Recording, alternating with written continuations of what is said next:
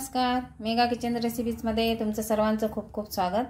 आज आपण मस्त असा एक ब्रेकफास्टचा प्रकार बघतोय।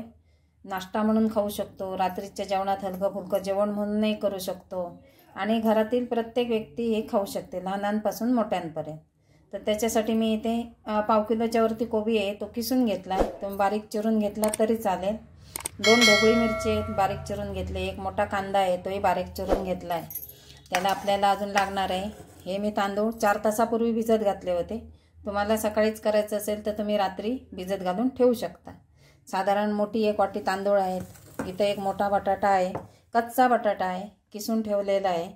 त्यानंतर आपल्याला आता सध्या मटार आहेत म्हणून आपण थोडे मटार टाकणार। चवीनुसार हिरवी मिरची, 4 हिरव्या मिरच्या घेतल्यात, थोडंसं आलं, थोडंसं लसूण आणि बाकीचं साहित्य मी नंतर सांगणारच आहे तुम्हाला। तर एवढं पहिलं आपल्याला हे साहित्य लागतंय।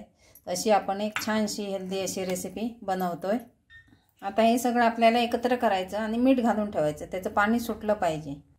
आता ह्याच्यावर मीठ घालूया आणि मिक्स करून ठेवूया, म्हणजे त्याचं छान पाणी सुटेल। आता ह्याच्यामध्ये आलं, लसूण आणि हिरवी मिरची आपण वाटून घेऊया। तुमच्याकडे जर आलं लसूणची पेस्ट असेल तर ह्याच्यामध्ये वाटायची गरज नाही, तुम्ही डायरेक्ट पेस्ट टाकू शकता। ह्याला फिरवून घ्यायचं आहे। आता फिरवून झाले ठसका लागला मिरचीचा, फिरवून झालेली आहे। त्याच्यामध्ये आता मटार घालूया, ते फिरवून घेऊया। एकदम पेस्ट नाही करायची आपल्याला, हे बघा जाडसरच केलेले आहे। आता याच्यामध्ये आपल्याला टाकायचे कोथिंबीर आणि एकदा फक्त फिरवून घ्यायचे। मस्त आपलं थोडंसं जाडसर असं वाटण तयार झालं। आता एक काढून घेऊया। आता तांदूळ आहेत ते वाटून घ्यायचे, आपण 4 तासापूर्वी भिजत घातले होते। थोडंसं पाणी टाकून छान बारीक वाटायचे आहेत। तांदूळ वाटून घेतले, त्याच्यातच आपण हा कच्चा बटाटा बारीक मिक्स करणार, म्हणजे कसं ते दोन्ही गोष्टी एकत्र अगदी एकजीव होतील। बटाटा तांदूळ वाटून झालेत। आता आपण जो मसाला केला होता तो पण फिरवून घ्यायचा आहे आपल्याला। हे बघू शकता तुम्ही, मस्त अशी आपली पेस्ट तयार झाली आहे बघा, जशी पाहिजे तशी। आता आपण काय करूया, याचे मीठ घालून ठेवलं होतं आपण, ते थोडंसं त्याचं पाणी काढून घेऊया असं।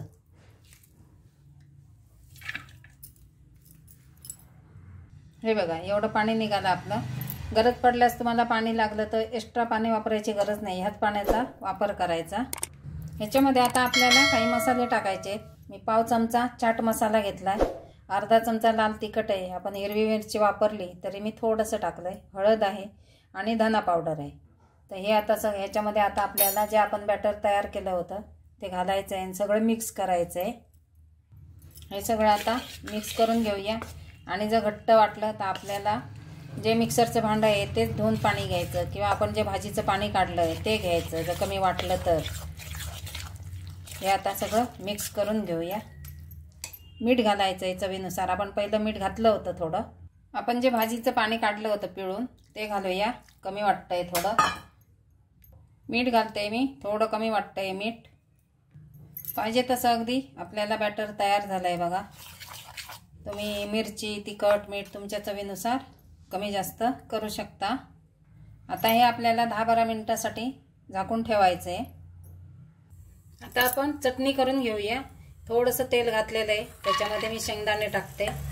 ते थोडेसे परतून झाले का आपण बाकीच्या सगळ्या वस्तू एक एक करून टाकायचे आहेत। शेंगदाणे परतून झालेत, त्याच्यामध्ये लसूण टाकलाय 4-5 पाकळ्या, याने खूप छान चव येते। आलं टाकलंय थोडंसं, तेही असं परतून। आता याच्यामध्ये 1 चमचा उडीद डाळ आणि ह्या डाळ्या आहेत आपण ज्या चिवड्यामध्ये वापरतो, पंढरपुरी डाळ्या पण म्हणतात त्याला। जेवढे शेंगदाणे तेवढेच डाळ्या घेतल्या, हे पण 2 मिनिटं ह्याच्यामध्ये 4 मिरच्या टाकल्यात, त्यांनाही थोडंसं परतूया। थोडी हे आपली चिंच। आता मी गॅस बंद केलेला आहे। खोबरं आहे त्याला परतायची गरज नाही, पण पॅन गरम आहे म्हणून मी खोबरं आतमध्ये घातलेलं आहे, म्हणजे एकत्र मिक्स करता येईल आणि आपल्याला कोथिंबीर लागेल। हे सगळं एकत्र मिक्स करता यावं म्हणून मी खोबरं आतमध्ये घातलंय, नाही तर खोबरं घालायची गरज नाही।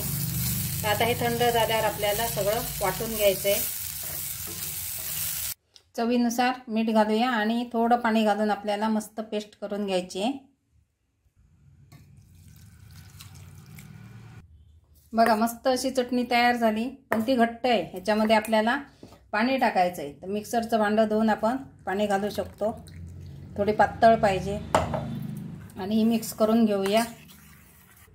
हे बघा मस्त अशी चटणी आपल्याला पाहिजे तशी तयार झाली। आता आपण तडका देऊया याला।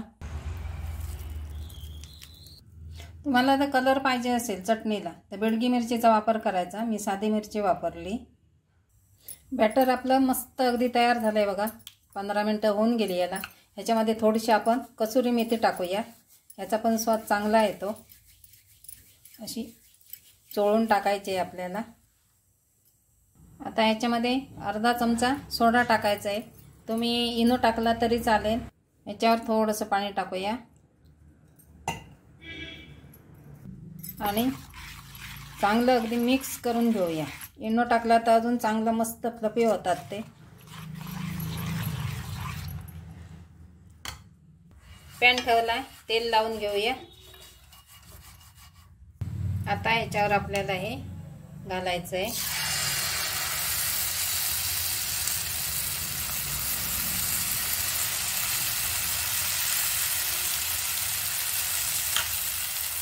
याला झाकण ठेवायचं आहे आणि मीडियम गॅस ठेवायचा आहे। 2 मिनिटांनी काढून घ्यायचे।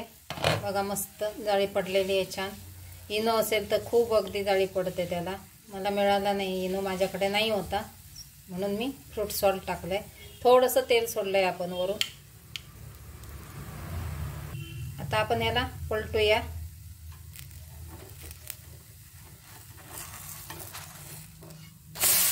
बघा मस्त झालेला आहे, मस्त झाला आहे आपला। आता हा आपला झालेला आहे बघा, काढून बघूया आपण। दोन्ही बाजूनी मस्त झाला आहे बघा, म्हणजे आपण हे आता काढून घेऊ शकतो। अशा मस्त छान अगदी हेल्दी रेसिपी तयार होते। पौष्टिक आहे, हेल्दी आहे, पोटभरीची आहे। लहानांपासून मोठ्यांपर्यंत सगळेजण खाऊ शकतात। आवडली रेसिपी तर लाईक करा, शेअर करा, सबस्क्राईब करा। सबस्क्राईब करायला विसरू नका, बेल आयकॉन दाबा। अजून एक आपण घालूया।